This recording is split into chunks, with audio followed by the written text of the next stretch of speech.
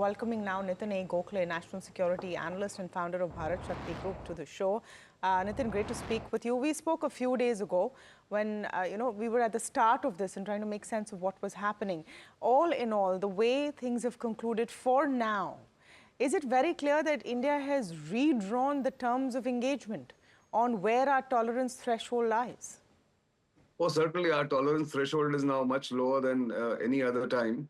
And India has not just redrawn the lines, it has achieved on day one, within 25 minutes on 7th of May, all its objectives, political, military, and psychological, and has completely shattered Pakistan's air defense claims. Because it has not just targeted precisely the terrorist camps and terrorist headquarters, also killed 100-odd terrorist high-value targets in that, those who were involved in IC 814 hijacking and Pulwama, but also damaged Pakistan's main airfields, military airfields, very close to its army headquarters in Rawalpindi. That actually triggered Pakistan's call for a halt. Now, I must make this a clarification, a small clarification. Operation Sindoor has not concluded because what India has said is that if Pakistan fires, if it violates the current halt or the pause, it is not a ceasefire, because ceasefire has a legal implication, because the two sides are not fighting a war. This was an operation and there's no ceasefire. It's a halt in firing in all domains. Now, if Pakistan violates, India reserves the right to hit harder. So the message that has gone to Pakistan is that if you hit, we will hit you harder. If you stop, we will stop. That's the message that has gone, and I think that has been very well understood, and that's why Pakistan sued for peace via first tried to do it via the United States, but India made it clear that they should only talk to India's Director General Military Operations, their Director General Military Operations, and that's how on Saturday, on 10th, this process began. Of course, there were violations on Saturday night. But Sunday seems to be calm, like you just mentioned. They've said that mostly LOC, the line of control, and IB, the international border, have been calm. I think lessons Pakistan will learn, and the way India has done this, I think, has pushed the envelope further than ever before. Nitin, hi, good morning. I'm just trying to understand the implications based on what several heads of state have said since the announcement of that calm. And as you point out, the operation is still underway. But what are the implications for diplomacy from India's perspective? Because China coming out and making some statements, the US, of course, US President Donald Trump seemingly taking credit for all of this. But what does this mean for India diplomatically? Well, there is no diplomacy, multinational diplomacy involved here. There has been no shuttle diplomacy, unlike the earlier crises. India made it very clear that whatever discussion has to happen between Pakistan and India. President Trump may have taken credit, but he was not involved. I have detailed the sequence of events in my video cast, as well as some of the tweets that I put out.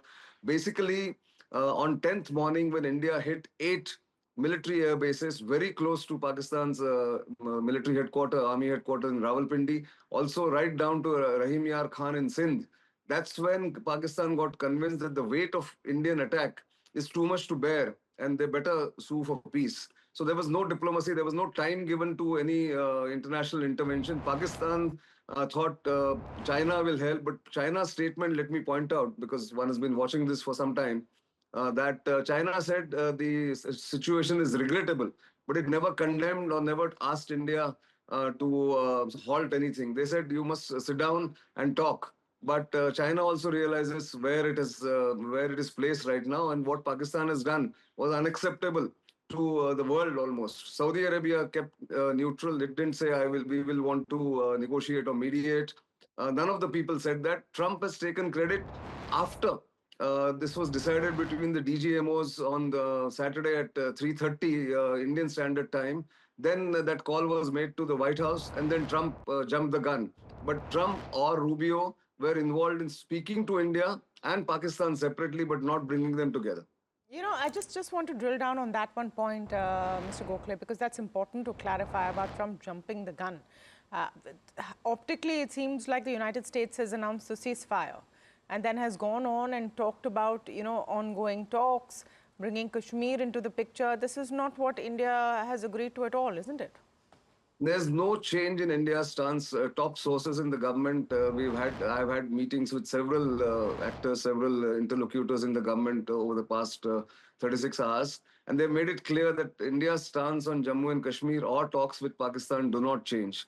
India has made it clear that terror and talks don't go together. There will be no change in India's stand on keeping the Indus Water Treaty in abeyance, and neither would there be any discussions on status of Jammu and Kashmir. That is a no-go as far as India is concerned. And just, you clarified that Operation Sindoor is not over, and I think that's an important clarification. What would be the long-term objectives that we're looking at? One is, of course, to ensure that there is, no one can even dare to think about something like Pahalgam, but even the long-term objectives that India now needs to look at to secure ourselves. Well, India's air defense system has already proved its mettle. They rose to the occasion. I think many of the Indian companies which contributed to this effort must be lauded. Many of the Indian products must be lauded. They have actually risen to the occasion and proved their mettle, like I said. But the long-term implications is that if there is any terror attack, a major terror attack, then Pakistan will have to pay the cost again. And India has shown that what was a no-go earlier, Bhavalpur, Muridke, Muzaffarabad, where people used to be psychologically afraid to touch those headquarters and the terrorist, the heads of terrorist organizations. India has gone and hit them with precision. Now, it was the policy that you go for the head, the body will capitulate. And that's something that everybody will take notice and will not really, dare to launch an attack. If they do, India will punish, is what the message is right now. Thank you so much, Nitin, for putting that into perspective. Nitin Gokhale, National Security Analyst